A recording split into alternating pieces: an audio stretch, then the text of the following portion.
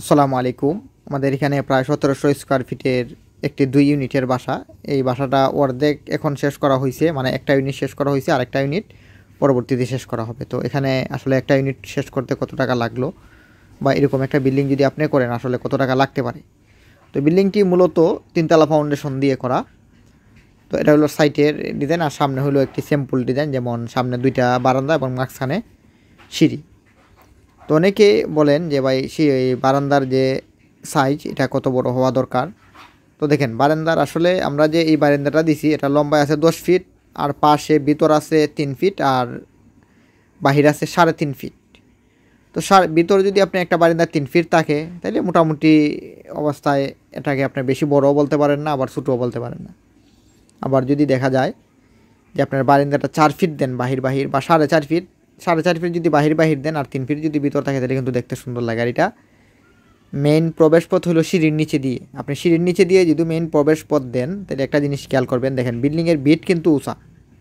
এটা বিল্ডিংয়ের main bed থেকে কিন্তু এখানে 18 ইঞ্চি জায়গা নিচে রাখা হয়েছে। তাহলে আপনার বিল্ডিং সবসময় চেষ্টা করবেন যে যদি মেইন গেট সামনে থাকে বিল্ডিংয়ের সিঁড়ির নিচে, আর সিঁড়ির নিচটা যদি আপনার 18 ইঞ্চি নিচা দেওয়া লাগে বা 2 ফিট বা 1 ফিট নিচা দেওয়া লাগে, এটা হিসেব করে কিন্তু আপনার বিট দিতে হবে বিল্ডিংয়ের যে ফ্লোর লেভেলটা, এটা আপনি চিন্তা করতে হবে।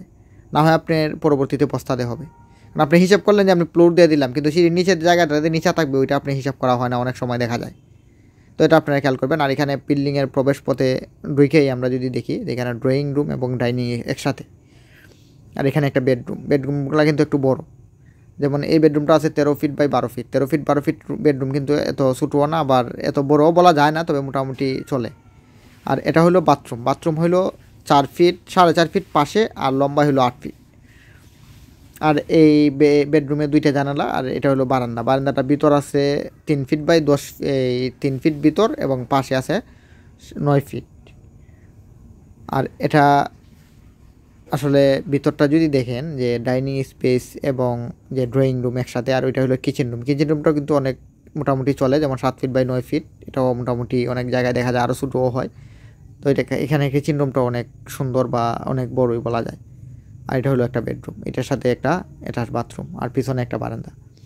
এই বিল্ডিংটি 1700 স্কোয়ার ফিটের, দেখা যায় 19 লাখ টাকা লাগছিল ছাদ দেওয়া পর্যন্ত। আর এখন একটা ইউনিট শেষ করতে প্রায় 12 লাখ টাকার মতো লাগবে এটা শেষ করতে। তো আপনি এখন অনেকেই বলেন যে ছাদ দিলে মনে হয় হিসাবটা শেষ। না ভাই, যখন ছাদ দেওয়া হয় বিল্ডিংয়ের তখন পরবর্তীতে যে কাজগুলো করা হয় ফিনিশিংয়ের কাজ, এগুলোতে কিন্তু একটা মোটামুটি ভালো অ্যামাউন্ট লাগে। দেখেন এখানে 12 লাখ টাকা গেছে, হয়তো আরও যে ইউনিটটা বাকি রয়েছে এটাও কিন্তু 6-7 লাখ টাকা লাগবে যেটা শেষ করতে, একটা ইউনিট শেষ করতে। তো ধন্যবাদ সবাইকে, ভালো থাকবেন।